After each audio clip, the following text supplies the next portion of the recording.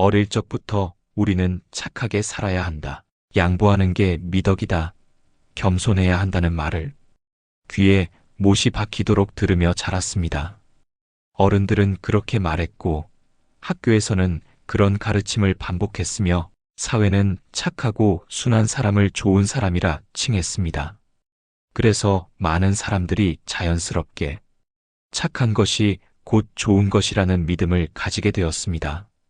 하지만 사회에 나와 현실을 마주했을 때 이러한 믿음이 항상 통하지 않는다는 것을 경험하게 됩니다. 세상은 반드시 착한 사람을 칭찬하거나 보호해주지 않습니다. 오히려 선의와 배려를 만만함으로 여기는 사람들도 존재합니다. 실제로 보면 자신보다 약하거나 거절하지 못하는 사람을 대상으로 자신의 이익을 취하려는 이들이 꽤 많습니다. 이들은 갈등을 피하려 하거나 거절을 못하는 사람을 쉽게 통제하려 합니다. 말투가 부드럽고 친절한 사람, 자신의 감정을 참으며 배려해주는 사람일수록 더 쉽게 표적이 되는 것이죠. 이것은 단순한 피해 의식이 아니라 많은 사람들의 실제 경험에서 비롯된 현실적인 문제입니다. 철학자 프리드리히 니체는 사람에 대한 멸시는 타인을 도구로만 여길 때 나타난다고 말한 바 있습니다. 이는 인간을 인간으로 보지 않고 자신의 목적을 위한 수단으로만 생각하는 태도를 비판한 말입니다. 그런 관점에서 보면 세상에는 타인을 이용할 대상이나 수단으로 여기는 사람들이 분명히 존재합니다. 문제는 이런 사람들이 대체로 강한 사람이나 자기 주장이 뚜렷한 사람에게는 함부로 하지 않는다는 점입니다. 그들은 본능적으로 자신이 쉽게 다룰 수 있다고 느끼는 사람을 겨냥합니다. 그 대상은 대체로 착하고 참을성 많고 예의를 지키는 사람들입니다. 그렇다고 해서 착하게 사는 것이 잘못된 것은 아닙니다. 배려와 양보, 겸손은 여전히 중요한 미덕입니다. 다만 그런 미덕이 자신을 희생하면서까지 발휘되어야 할 필요는 없습니다. 선의를 베푸는 것도 중요하지만 그 선의가 자신을 지키는 방식 안에서 표현되어야 합니다. 다른 사람을 생각하는 만큼 자신도 존중받아야 하기 때문입니다. 많은 사람들이 착하게 굴다가 오히려 무시당하거나 이용당했다고 느낄 때 가장 먼저 자책합니다. 내가 더 잘했어야 했나? 너무 소심하게 굴었나? 내가 뭔가 부족했나? 라고 생각하죠. 그러나 문제는 항상 내 안에만 있는 것이 아닙니다. 때로는 상대가 문제일 수도 있고 더 본질적으로는 상대가 나를 그렇게 대해도 괜찮다고 느끼게 만든 나의 말투나 태도에서 원인을 찾을 수도 있습니다. 즉, 착한 것이 무시당하는 이유는 착함 자체 때문이 아니라 자신의 경계 없이 배려를 무한정 허용했을 때 발생하는 문제입니다. 좋은 사람이 되기 위해 자신을 부정하거나 자신의 의견과 감정을 희생하지 않아도 됩니다. 오히려 건강한 경계와 단호한 표현, 그리고 스스로를 존중하는 태도가 있어야 진짜 의미 있는 배려도 가능해집니다. 세상 사람 모두가 선하지는 않습니다. 나를 이용하려는 사람이 분명히 있고 그들은 내 선의와 양보를 시험해보며 선을 넘습니다. 그렇기에 우리는 더더욱 좋은 사람과 만만한 사람의 차이를 분명히 인식할 필요가 있습니다. 착한 사람이 무시당하지 않기 위해서는 배려 속에서도 자기 주장을 표현할 수 있어야 하며 존중받기 위한 말투와 태도를 갖추는 것이 중요합니다. 오늘은 우리가 평소 별 생각 없이 자주 사용하는 말들 중 오히려 피하는 것이 좋은 표현들에 대해 이야기해 보려 합니다. 이런 말버릇은 여러분을 쉽게 보이게 만들 수 있고 때로는 타인에게 이용당하거나 무시받는 이유가 되기도 합니다. 하지만 말투를 조금만 다듬어도 지금의 친절함은 그대로 유지하면서 상대방에게 분명한 존중을 받을 수 있습니다.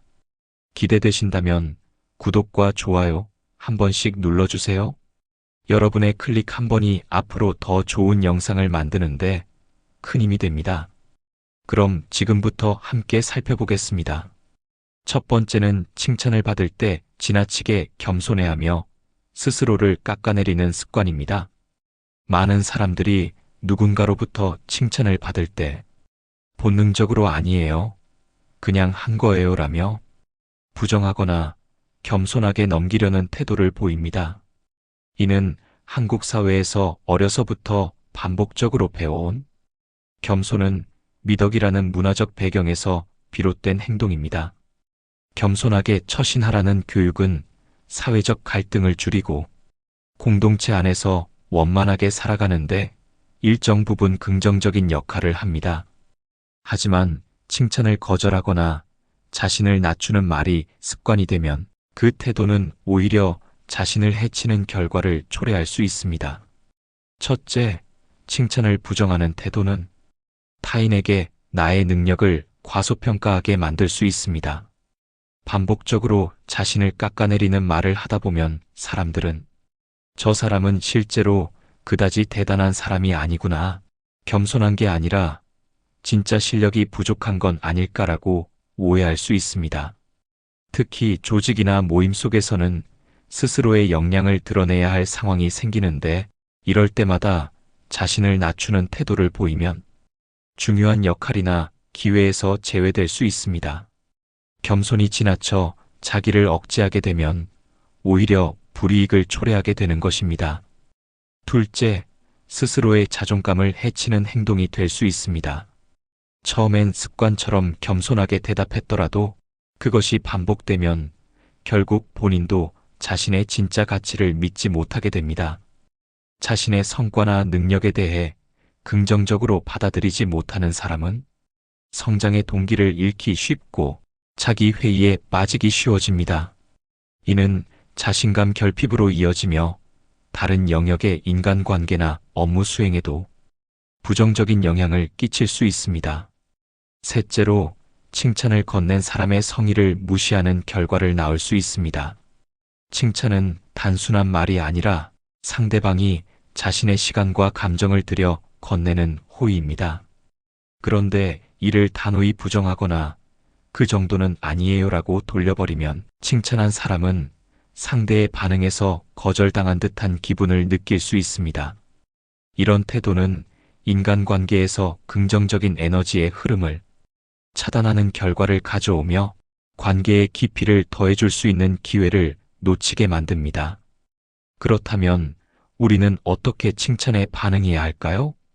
가장 간단하면서도 효과적인 방법은 바로 감사합니다라고 말하는 것입니다.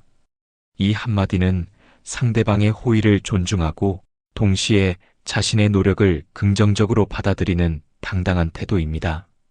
여기에 자신의 노력을 간단히 덧붙이는 것도 좋은 방법입니다.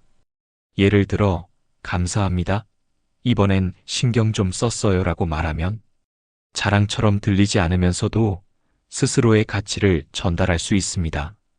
또한 칭찬을 일방적으로 받기보다 대화를 확장하는 기회로 활용하는 것도 좋습니다. 좋게 봐주셔서 감사합니다. 덕분에 힘이 나네요. 혹은 감사합니다. 오늘 스타일도 멋지시네요.처럼 상대방의 말을 긍정적으로 받아들이면서 따뜻한 응답으로 연결하면 인간관계는 훨씬 부드럽고 긍정적으로 흐르게 됩니다. 궁극적으로 칭찬을 받아들이는 태도는 나를 어떻게 대하고 있는지를 보여주는 지표입니다. 자신의 노력, 경험, 실력을 스스로 인정하는 사람은 자연스럽게 주변에서도 인정받게 됩니다. 남에게 잘 보이기 위한 태도 이전에 나 자신을 진심으로 존중하는 자세가 중요한 이유입니다. 자신의 가치를 정확히 알고 타인의 긍정적인 피드백을 당당하게 받아들이는 것, 그것이야말로 겸손과 자기 존중의 균형을 잘 맞춘 건강한 대화법이라고 할 수 있습니다. 두 번째는 바로 말끝을 흐리는 습관입니다.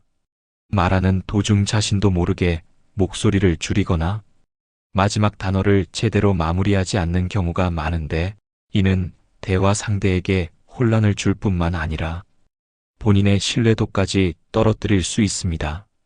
예를 들어 회의 시간에 어떤 사람이 이 부분은 좀 어렵지 않을까 싶기도 하고, 그렇습니다라고 이야기한다면 아무리 중요한 의견이라도 듣는 사람은 그 진지함을 제대로 느끼기 어렵습니다. 말하는 사람의 논리보다 그 말투에서 느껴지는 불확실함과 소극적인 태도가 더 강하게 인식되기 때문입니다. 이처럼 말끝을 흐리는 말투는 단순한 버릇처럼 보일 수 있지만 사실은 깊은 심리적 배경이 있습니다. 심리학에서는 이를 일종의 자기방어 메커니즘이라고 설명하기도 합니다. 즉, 비난받거나 틀리는 것이 두려워서 혹은 타인의 반응이 두려워서 무의식적으로 말을 완결하지 않는 것이죠. 하지만 이런 태도는 오히려 나는 이 말에 책임질 생각이 없습니다라는 메시지를 전달할 수 있습니다. 이는 상대방에게 신뢰를 주기보다는 혼란과 거리감을 주게 만들죠. 실제로 한 대학 커뮤니케이션 수업에서 흥미로운 실험이 진행된 적이 있습니다. 2명의 학생에게 동일한 발표 내용을 주고 한 명은 말끝을 분명히 마무리하며 발표하도록, 다른 한 명은 일부러 말끝을 흐리도록 지시했습니다. 그 결과 같은 내용을 말했음에도 불구하고 말끝을 또렷하게 마무리한 학생이 발표력, 리더십, 전문성 면에서 훨씬 높은 평가를 받았습니다. 이처럼 무엇을 말하느냐보다 어떻게 말하느냐가 더 큰 영향을 미치는 경우가 적지 않습니다. 그렇다면 이 습관은 어떻게 고칠 수 있을까요? 가장 간단한 방법은 핵심 문장을 짧고 단호하게 말하는 연습을 하는 것입니다. 예를 들어, 그건 좀 어려운 것 같아요가 아니라, 그건 어렵습니다처럼 말이죠. 또, 제 생각에는이나 저는 이렇게 봅니다처럼 자신의 의견의 주체를 명확히 붙이는 것도 좋은 방법입니다. 말의 주어가 분명해지면 자연스럽게 문장의 끝도 명확해지고 책임감 있는 인상을 주게 됩니다. 또한 거울 앞에서 자신이 말하는 모습을 보며 연습해 보는 것도 도움이 됩니다. 짧은 문장을 완결된 어조로 말하는 연습을 지속적으로 하다 보면 실제 대화에서도 자연스럽게 적용할 수 있습니다. 말은 생각을 전달하는 수단이기도 하지만 동시에 그 사람의 인격과 태도를 비추는 거울이기도 합니다. 말끝을 또렷하게 마무리한다는 것은 단지 목소리를 높인다는 의미가 아니라 자신의 생각에 대해 책임지고 상대방에게 명확한 메시지를 전달하겠다는 태도를 보여주는 것입니다. 나아가 이는 자신에 대한 존중이자 상대방에 대한 배려이기도 합니다. 자신의 말투에 조금만 더 신경 써보는 것만으로도 우리는 다른 사람들과의 대화에서 훨씬 더 신뢰받고 의견이 존중받는 경험을 할 수 있습니다. 말끝을 흐리지 않는 습관은 결국 자신감 있는 사람, 책임 있는 사람이라는 인상을 남기게 해줍니다. 이러한 작은 변화가 여러분의 인간관계를 더 풍요롭고 건강하게 만들어줄 것입니다. 세 번째는 인 것 같아요 같은 불확실한 표현을 사용하는 습관입니다. 얼핏 보기에는 겸손하고 부드러운 말투처럼 느껴질 수 있지만 실제로는 자신감이 부족해 보이거나 신뢰를 떨어뜨리는 결과를 초래할 수 있습니다. 특히 확신이 있어야 할 상황에서조차 이러한 불확실한 표현을 쓰면 상대방에게 명확한 메시지를 전달하지 못해 의사결정에서 밀리거나 의견이 묵살될 위험이 높아집니다. 이러한 말버릇은 단순한 습관이 아니라 심리적인 요인과도 깊은 관련이 있습니다. 심리학적으로 보면 사람들은 실수나 실패에 대한 두려움 때문에 무의식적으로 말에 여지를 남기려는 경향이 있습니다.